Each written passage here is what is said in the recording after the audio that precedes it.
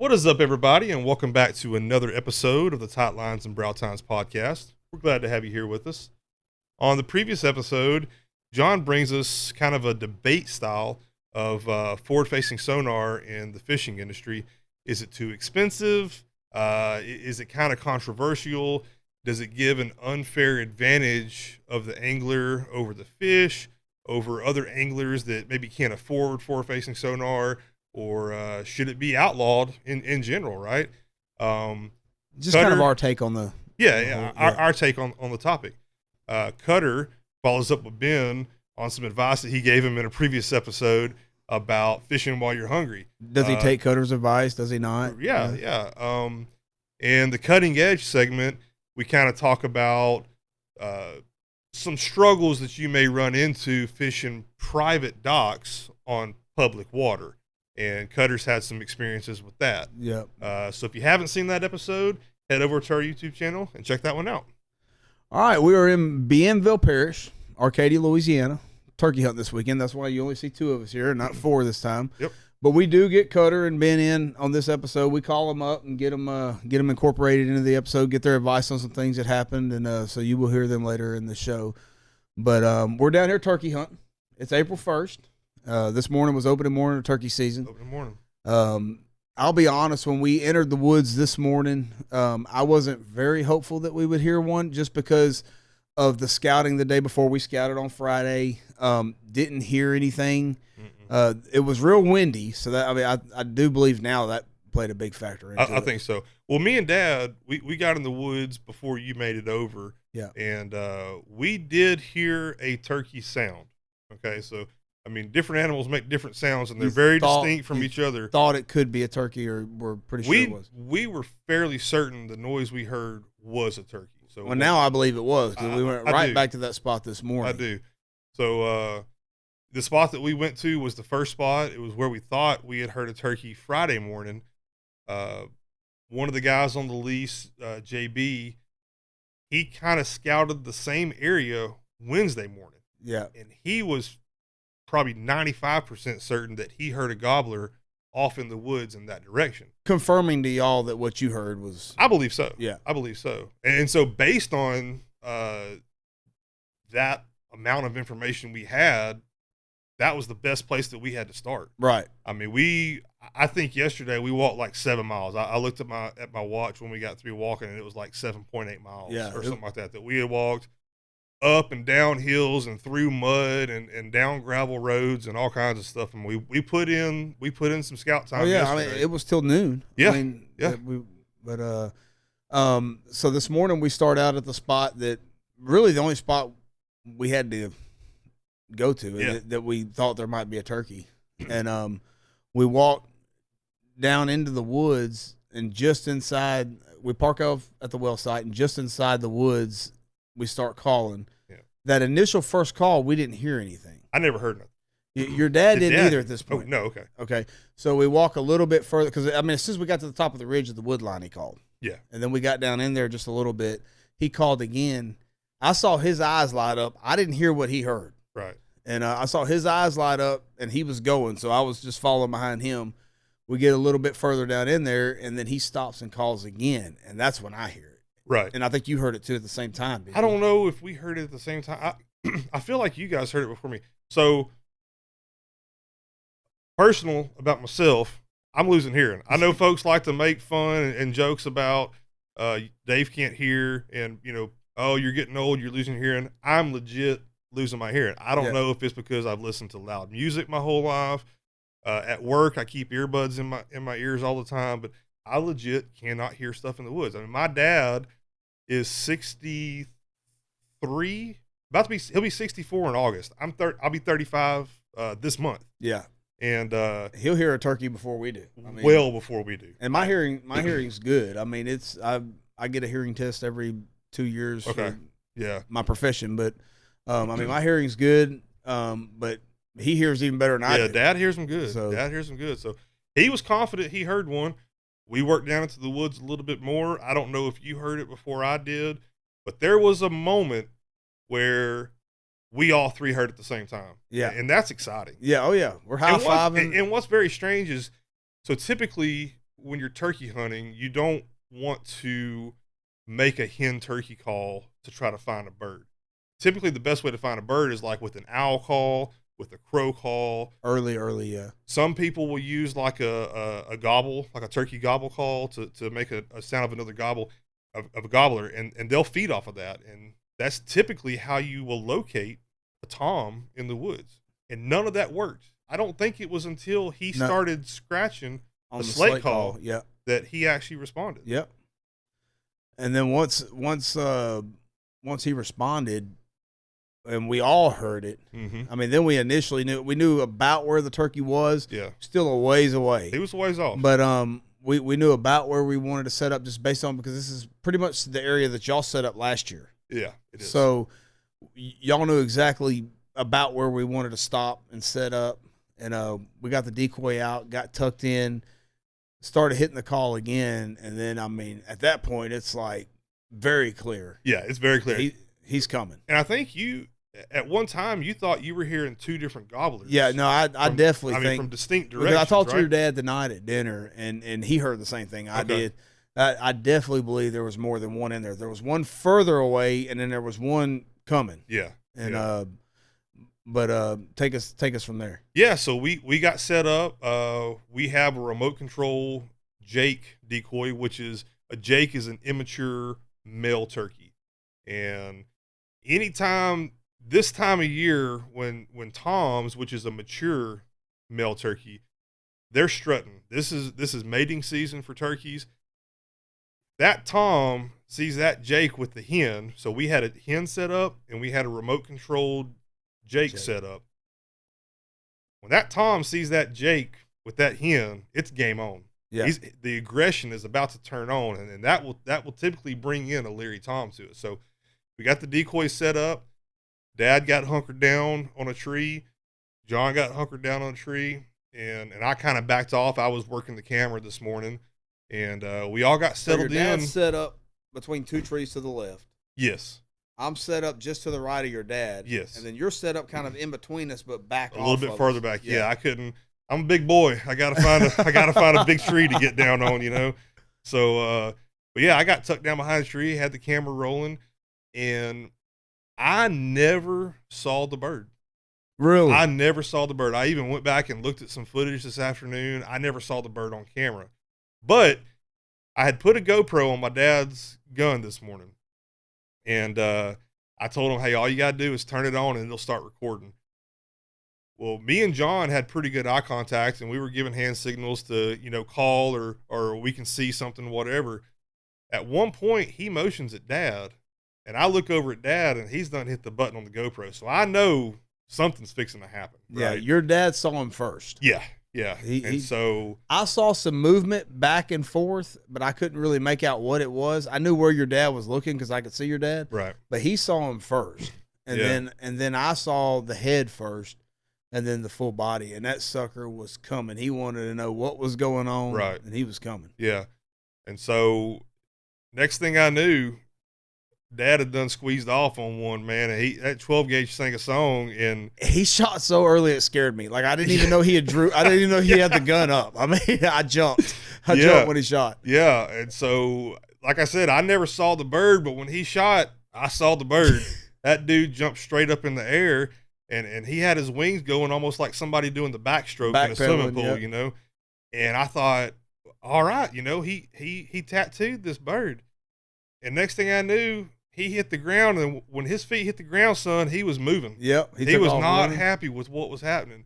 He took about 7 or 8 steps and got in a little opening, and he took off flying. Yep. And we never saw the bird again. No. So, I know he missed him, and I know he's disappointed about it. Yeah. I mean, he hung his head pretty quick afterwards. Yeah. I mean, I can only imagine if I was on the gun and that happened to me, that would have been atrocious. Oh, dude, I'd still be tore up about it right now. I know. I would. I know he is. I mean, he's talked about it all day. Yeah. So we like I said, we haven't been turkey hunting long, and so this is still a learning experience. I mean, this is my first year to do it. This is y'all's second year. I've never really had the opportunity, and never been on a lease to where we've had that opportunity. Even had turkeys, period. Yeah, probably, right? to kill turkeys. So this is my first year to be able to do it. And the only reason that I'm here on April 1st this year is because y'all told me of your experience last year and how fun it was. And I've always heard it's a big adrenaline rush, man, a lot of fun. So I decided, I told you last year, I'll be there this year. And well, so the backstory of last year, we keep referring to last year. So same thing. Me and Dad came over. April 1st fell on a Friday last year, I believe. So the season opened up on April 2nd. Yes. It's the first Saturday. So funny story about that. We drove over on a Thursday evening. Yeah, I remember that. And we were planning to hunt Friday and Saturday. And I think it was my mom. Your mom was looking at the rules or something, maybe buying my dad's hunting license. I can't remember. But come to find out, turkey season was going to open on Saturday. and bless my soul, we were going to hunt Friday. So Friday turned into a scout trip. And naturally. And Saturday we went out in the woods. We scouted Friday. We heard a bird. Went back to the same spot, which coincidentally is the same exact spot we hunted this morning. Yeah. And we get down in the woods, and we're green, man. We have no idea what we're doing. I mean, our calling is rough. We probably go back and look at the footage from this morning. Calling is probably pretty rough. But you can get away with a lot of stuff in the woods at a distance. And on some unpressured turkeys. Exactly. I mean, at the beginning of the season. It's first morning of the turkey season. These guys hadn't been shot at. Right. And so we didn't have a decoy. I think we had some older, like little foam decoys that we got on clearance at Gander Mountain or something, like 5 years ago. Right. And so we had accidentally left them in the truck. I don't know why, but we did. And so we didn't have anything. We're just sitting down in the woods. Now, you can definitely kill a turkey without a decoy. You right. just got to be. People do it all the time. Yeah, you got to be very tactical with how you approach that. Yep. But we worked the turkey in, probably I'd say within 50 yards. And I'll take the blame for that one. I talked Dad out of shooting him. I said, no, let's try to get him closer. And I think that might have been in the back of his mind this morning. The missed opportunity's been in the back of his mind for the last year. Exactly. Yeah. Exactly. He had an opportunity to take a shot at a bird. He didn't do it. Was there a little bit of regret involved in that? Absolutely there was. I think there was. Yeah. And so I think this morning he thought the bird's there. I'm going to take this opportunity while I got it, and just made a bad decision. We all do it. I mean, yep. I don't care how old you are. I don't care how bad to the bone of a hunter you are. You've missed a deer. You've missed a turkey. You've called the group to shoot at a group of ducks long before I've made some bad calls on on shooting or not shooting ducks. I mean, we all want to be successful. We all want to be good at what we do. We all strive to be really good at what we do. Yeah. But you're human. You're gonna mess up. A lot of people don't like to talk about those mistakes that happen in the woods, but you're gonna mess up. And I think, especially early on, when you start doing something. I think the one thing about it too that makes it a little bit embarrassing is when you capture moments like this on video that goes on the internet and kind of lives forever. You're gonna have people that are gonna, oh man, you shouldn't have taken that shot, or you should have been shooting a certain kind of shotgun or a certain kind of shells, or you should have had a better choke tube or something like that, or you guys ought not be shooting if you don't know you can't take a 60-yard shot. Right, and to me that would discourage a lot of people from getting in the woods and the next generation from coming along and starting to hunt. Absolutely. I mean, it'll that kind of negativity will discourage. I'm not afraid to say that I make mistakes in the woods, and I'll if we get them on film, I'll show you. But look, I know I did wrong. This is what I did. Yep. And we'll learn from it, move on, and try to do better tomorrow. Tomorrow I should be on the gun, so it's going to be my turn to mess up. Right. So we'll see. We'll see what happens. Yeah. We'll see what happens. I'm not going to sit here and be bold enough to say it ain't going to happen. I'm going in there and dust rolling that turkey, and it's going to be over with. Right. I mean, we'll see what happens. It's my first time to shoot a turkey. The fact of the matter is, you see people duck hunting. You take Dennis Luzier, Dr. Duck out of Tyler, Texas. Yep. That dude goes out and slays some ducks. Oh, yeah. He posts stuff on social media. But if you really follow him on social media and you watch his videos on YouTube, there's a lot of mornings that he goes out and completely strikes out. Yeah. And he's not afraid to admit it. Right. I mean, I'm sure there's mornings that he makes bad calls on when to shoot at ducks and when not to shoot at ducks. You take a turkey hunter, and that's like a really good, seasoned, awesome veteran. A veteran. I mean, you take somebody like Michael Waddell, yeah, probably one of the best turkey hunters in the world. There's times that he's yeah. made some bad calls in the woods. Yeah. You take someone like Tyler Jordan, real tree. Yep. Probably one of the most popular deer hunters. He's made some bad decisions in the woods. And so you don't get to be an excellent hunter without making some bad decisions. Mistakes along the way. I mean, you don't get tough hands without getting scarred. Oh, you know? yeah. I mean, so you're going to screw up. Yep. You're going to screw up, but you got to learn from it. And we learned this morning. Yeah. I mean, we learned, look, let that turkey work. If he's coming, let him come. Yep. And I'm gonna, in the morning, I'm gonna let him come. I still may, the only bad thing is I may miss him at 35 or 40. Well, so you're gonna let the bird come. You may get him up to 30 yards and he gets super leery and turns and burns. Or you may not even get the opportunity. Yeah. You may wait too long in the morning. Right, because of what happened this morning. And so we'll have back-to-back mornings where we had somebody that took the shot too early and you had someone that didn't take the shot, and both of you get burned. But to me, man, that just makes it that much more special when you do get that opportunity to take that animal. Absolutely. I mean, because of all the mistakes that have come ahead or behind that animal, and all the times that all the hard work that you've put in and the learning that you've tried to do and the prep that you've tried to do, it makes it that much more special whenever you are able to take that animal. It does. And if every time you step foot into the woods, you kill a trophy buck, you kill a double-bearded turkey, you catch a late record. It's not fun. It's not hunting. If it's that easy. It's not fishing. Yeah. It's catching. Right. And it's killing. Yeah. And so without those opportunities where you kind of suffer and you kind of learn, there's experience and there's opportunities that are built into that. And absolutely. You got to learn from it. And that's what I think that's what keeps a lot of people going is the experience and the memories and even the negative experiences. I mean, because that makes the positive experiences that much more special when they do happen. Absolutely. Absolutely. And so this morning was my second turkey hunt to go on. I'm 35 years old. My first. It's my second turkey hunt.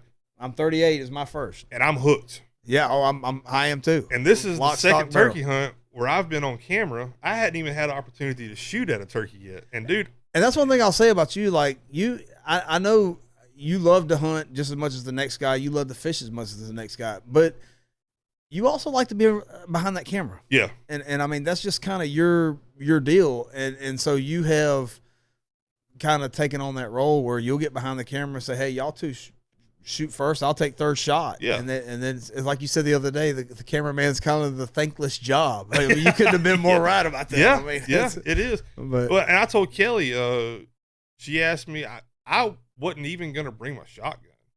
And I told her, I said, I'm not even buying a license. I didn't even buy a turkey license this weekend because I'm not carrying a gun into the woods. And I told her what would make my weekend is to be on the camera and to film my dad taking his first turkey at 63 years old. Yeah. And to have that memory in that be moment concreted and live forever. Yeah. You know, nothing would make me happier. Unfortunately, this year it didn't work out. I mean, we're going to hunt together in the morning.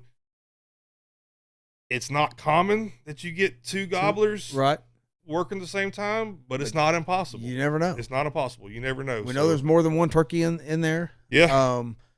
It could happen. But that's just like this morning. I mean, even though we heard two turkeys, you got one working way ahead of the other one. Mm-hmm. So, I mean, whichever one comes in first, you got to take the shot. But especially if the other one doesn't sound like he's even close to the one coming in. But yeah, I mean, like you said, there were two this morning. The one that came in, we shot at him. The one that was on out there may have been working his way. Chances are when that gun went off, he was like, heck no. I just whatever just happened, I don't want no part of it. Right. But tomorrow morning, we may be able to convince him to come in. Chances are the turkey we shot at this morning, he's probably done made it to Bienville Parish right now. Okay. He probably didn't stick around. That was a big bird too. He was, that was a big boy. That was a big old pretty bird. Yeah. But yeah, you win some, you lose some. Yep. That's the moral of this story, man. It is. You win them, you lose them, you learn from it. Yep. and you keep going. That's it. All right, let's take a quick break. All right, we've reached that point in the show where we're going to do our segment we call the Cutting Edge. We're here remotely without Cutter, so we're going to call him up. We had a situation happen to us today in the woods. We're going to call him up and get his advice. Sound good to you? I love it. All right, let's see what he has to say. It's kind of late, so there's no telling what kind of cutter you're going to get. Let's see here.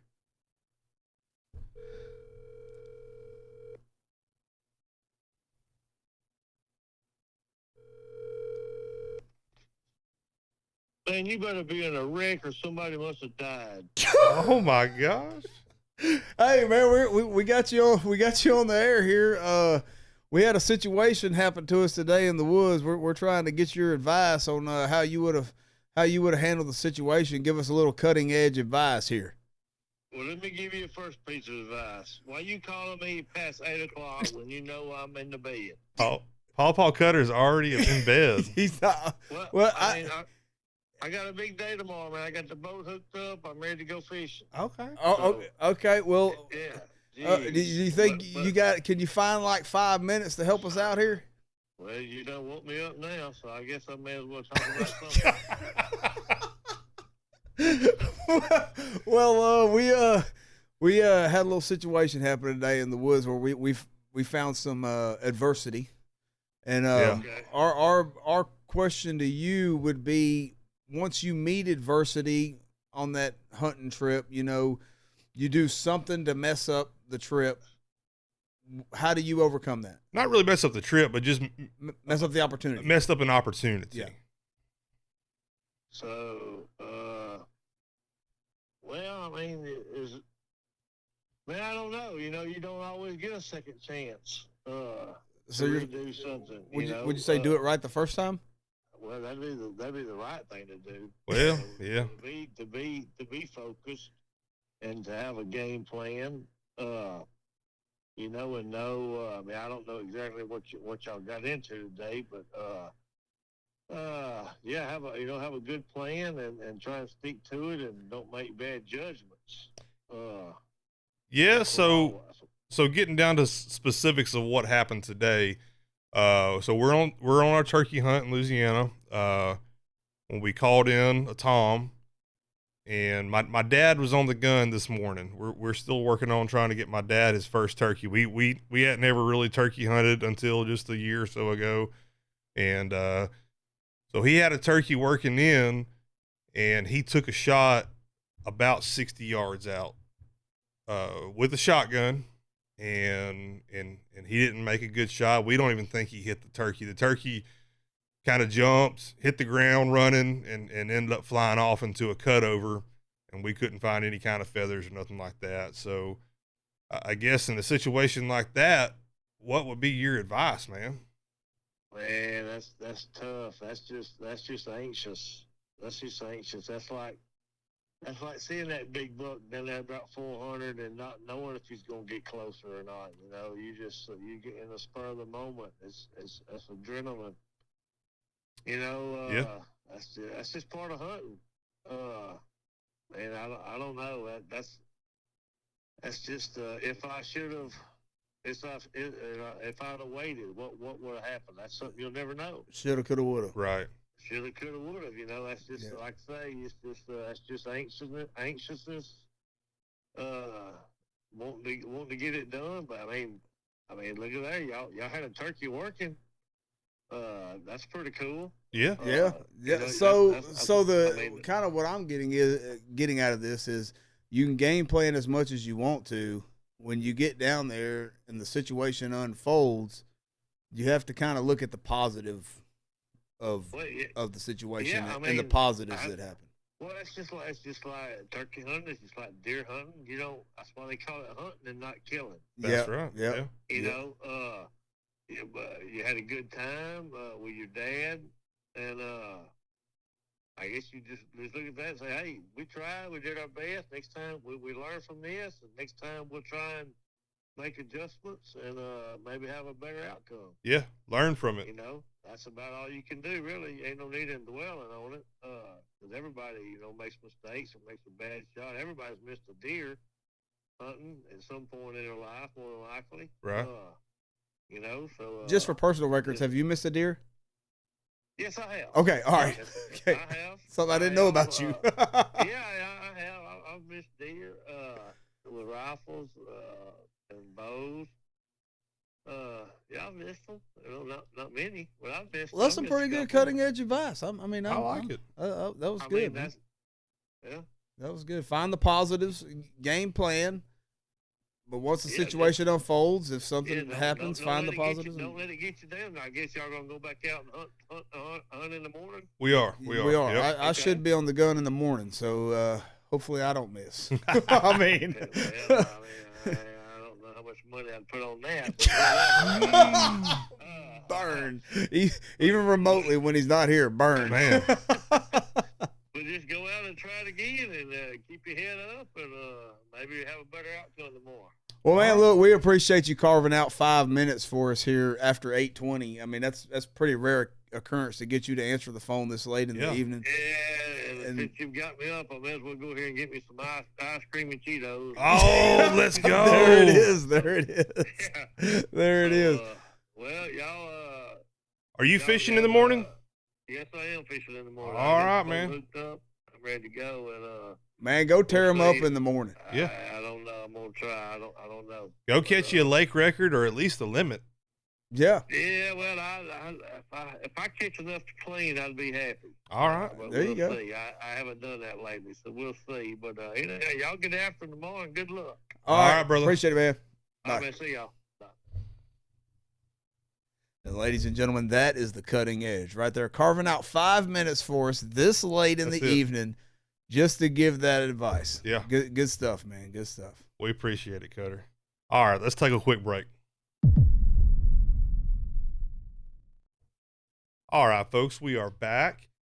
So it's no secret, if you've watched any of the previous episodes, Big Ben is deathly afraid of snakes. And we've talked about it. Just dude will straight up lock up if he sees a snake, right? Absolutely. Cannot stand it. And we've talked about on our particular lease, there's a lot of bottom land. We got a lot of cottonmouth water moccasins on this lease. Kill at least one every time we go in the woods. Pretty much, yeah. When it's not in the wintertime. Yeah. If it's spring or summer, early fall, we're killing one every time we step foot in the woods. And so on this particular weekend, we're out here turkey hunting. We've got some folks that are getting off the lease, and my dad was taking us to a spot that me and John are potentially interested in getting on. Well, we had to walk down this gravel road to get to this well site that has a trail off of it to the stand. And my dad walked through probably 3 or 4 minutes before. Yeah, we were on the phone with our wives or something, I forget. Well, we started walking down the road, and I got close, probably 6 or 7 feet from the snake, and I looked down, and he's right in front of me. That's probably generous. It might have been about 3 or 4 foot. I mean, it was like right there. It was right there. And so I shot the snake. I mean, oh yeah, you're my witness. I shot the snake, rolled him up on his back, and dude was down for the count. But we go on off into the woods, take a look at the stand. Of course, we're on edge the whole time. Oh yeah, as you see the first one. Well, snakes are out, man. I mean, like they're moving today, right? So on the way back, we're telling Dad about, hey, this is where the snake was. Dude is back over on his belly and is just staring at us, right? Head pointed towards us. Yeah. And so Dad takes his head off. I mean, Dad shoots him right square in the noggin. And unlike the turkey, he squared the snake. Yeah, and kill the snake. Unlike the turkey. So we sent a video of that to Big Ben while we were out in the woods, and we're going to kind of see. So, I mean, who else do you think of whenever something like that happens? Yeah, let's give them a call live on the show. We're trying to incorporate Ben and Cutter in this episode because they're not here. They're not here to be with us, and so kind of get Ben's reaction on what that was like.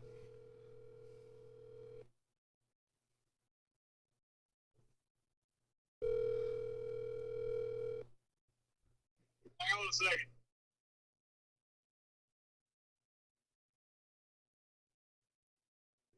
think we need to. I mean, how long you gonna make me hang on, bro?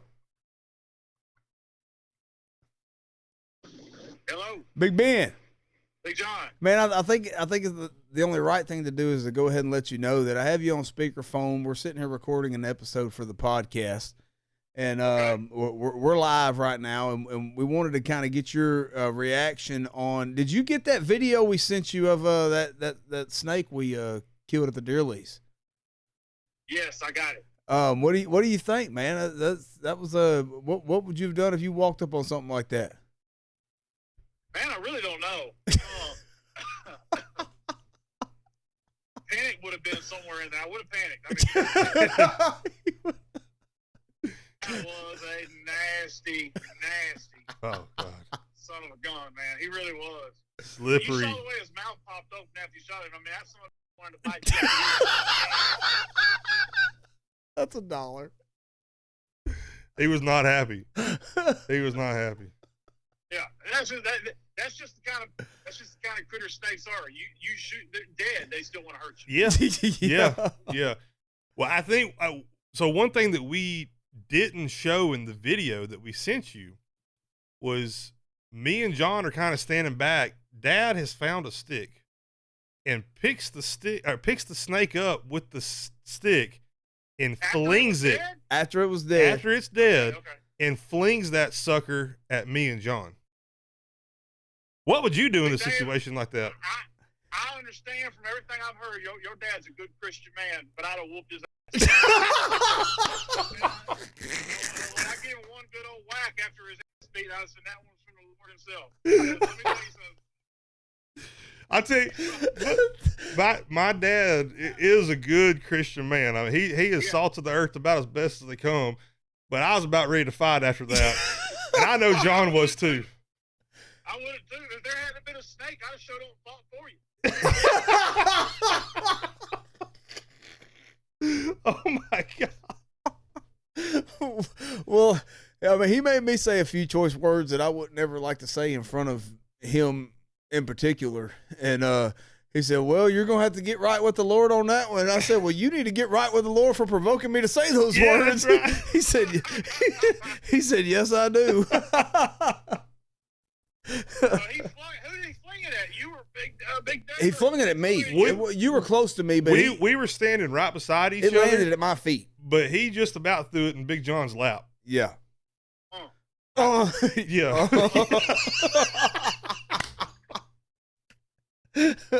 Oh, it was right. That was not cool, dude. I had chill bumps all over my body after that. Boy. I couldn't.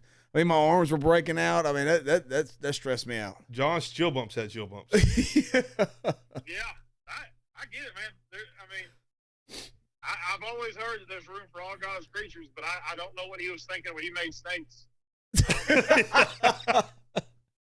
Well, we called Cutter earlier and got the cutting edge, so that'll be on this episode too. So he'll You need anything else from me? You need any advice on truck driving tips or anything?